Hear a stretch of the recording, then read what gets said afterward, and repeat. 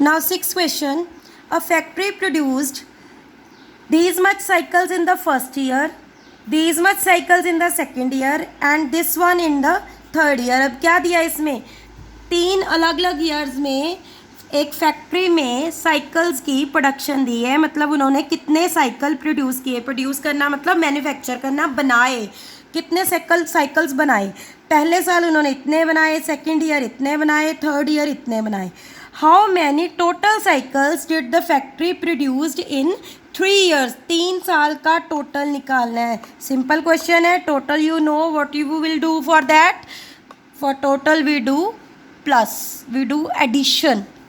सो हम इन तीनों को प्लस कर देंगे. You will get the answer. This is for your practice. I will not do this question. Now 7 question. In 1981, the number of males and females in India were this much and this much. मतलब अब ये क्या मतलब हुआ. ये males and females are these and these. Means जो पहले वाला है they are males and जो दूसरे वाला है they are females.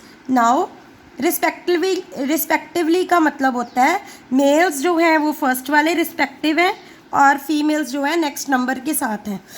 And number of children were given. और चिल्ड्रन भी दे दिए इतने थे. क्या दिया. मेल मतलब बॉय मतलब जेंट्स दे दिए, फीमेल लेडीज़ की population they the and children बच्चों के बारे में बता दिया कि इतने हैं. Find the total population. Now common sense क्या कहती है. टोटल पॉपुलेशन में क्या क्या होता है. फीमेल, मेल और चिल्ड्रन सारे होते हैं. तो हम टोटल पॉपुलेशन फाइंड आउट करने के लिए इन तीनों को प्लस कर देंगे. You will get the total population in 1981. ये कंफ्यूज नहीं होना. This is the year. इसको ऐड नहीं करना. इन 1981 ये ईयर दिया हुआ है तो कंफ्यूज हो जाते हैं बच्चे. This is year. इसको साथ में नहीं लेना. बस प्लस कर दोगे इन तीनों को. You will get the answer. This is for your practice. Next 8th question. To establish a factory, a businessman purchased land for rupees this. अगर establish मतलब लगाने को, कोई फैक्ट्री बनानी है तो उसके लिए क्या क्या चाहिए होता है. लैंड चाहिए होती है. ज़मीन होगी तो कोई बिल्डिंग खड़ी करेगा वो. तो लैंड के लिए उसने इतना पैसा खर्च कर दिया.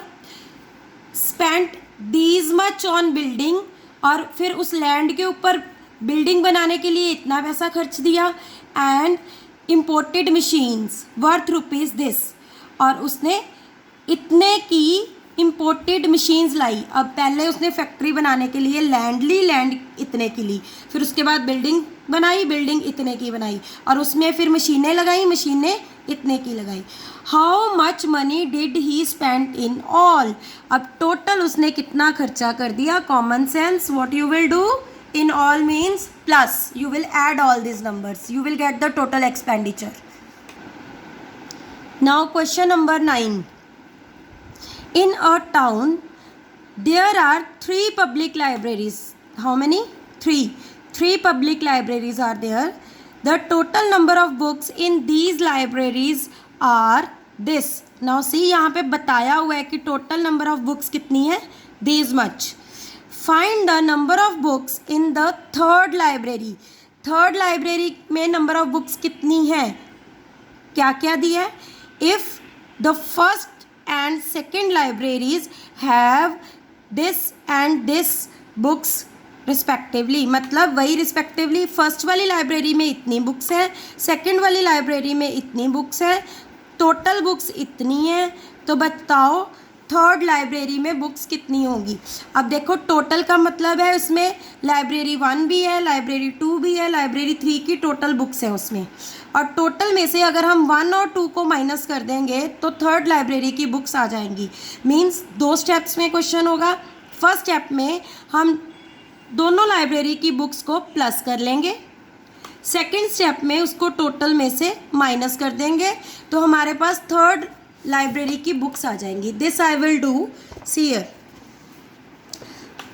Number of books in first library, number of books in second library, total number of books in 2 libraries. ये टोटल किसका है. 2 लाइब्रेरीज का. दोनों को प्लस किया. You will get this. Now total number of books in 3 libraries कितनी है. 3 में इतनी है हमें दिया हुआ है. 2 में हमने निकाल लिया, तो 3 में से 2 लाइब्रेरीज़ का हमने माइनस कर देना है, तो you will get the number of books in the third library. This is the number of books in the third library.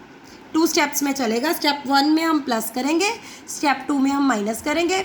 Books word लिखना ज़रूरी है, यूनिट नहीं भूलना, यूनिट के मार्क्स कटते हैं नहीं लिखोगे तो. Now the last question is there.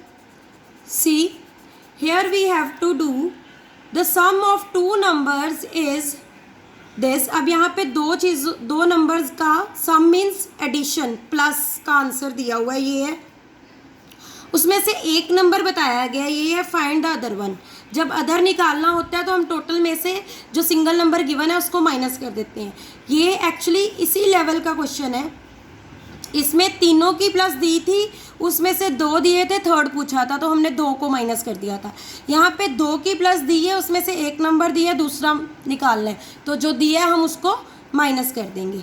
Now see this I have done. Sum of 2 numbers is given. 1 number is this. Other number कैसे निकाल लेंगे, या रिक्वायर्ड नंबर भी लिख सकते हो आप. बिगर में सम में से बिगर में से 1 नंबर को माइनस कर देंगे, you will get the other number.